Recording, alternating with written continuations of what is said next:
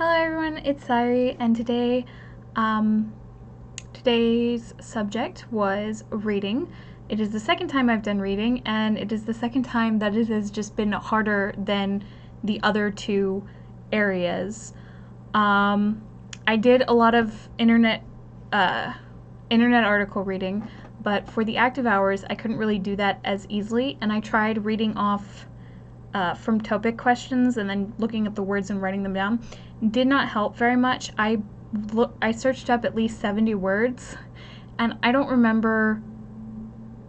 I think I remember one or two, so that's not very efficient for me.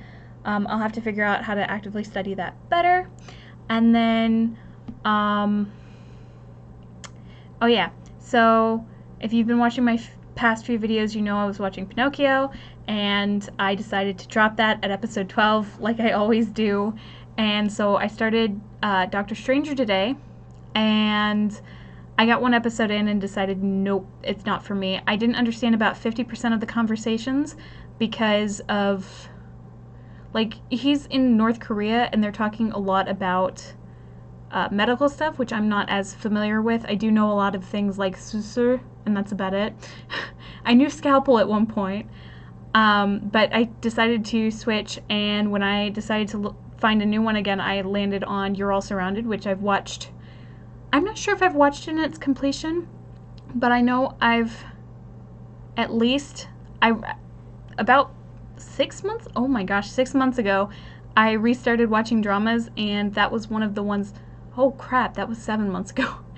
And that was one of the ones I watched to about episode 14. So I do kind of know what's going on, but there are definitely words I'm missing, mainly crime-related words, and some of them are just other words. So at one point, Undegu, the main character, said 부당하다. Well, I mean, obviously he conjugated and everything, and it was in a conversation, but I didn't know that word, and now I know it's similar to 억울하다, which I'm still looking to see if there's a nuance that I'm missing, but I haven't found anything on that yet. Also, obviously this quarantine can't last forever, and this crazy amount of time I'm studying every day won't last forever either. So I think in the next day or two, I'm going to be changing up my schedule, or at least working on my schedule for when I get back to my flat.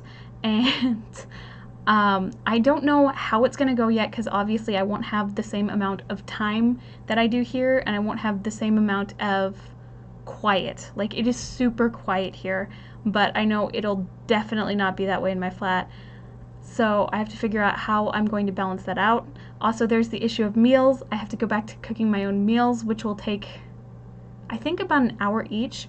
Normally, the meal gets here, I grab it, and I eat it while I listen to something or watch something, and that still counts as an hour because I'm actively paying attention to what I'm watching, or I'm listening to it while I eat, which goes into the passive hours. But if I have to cook it, I have to figure out how to set it up so that I can listen to things without disturbing any nearby people.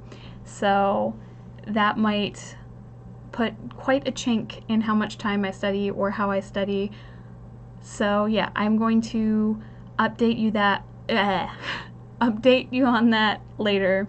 So thank you for watching. Bye.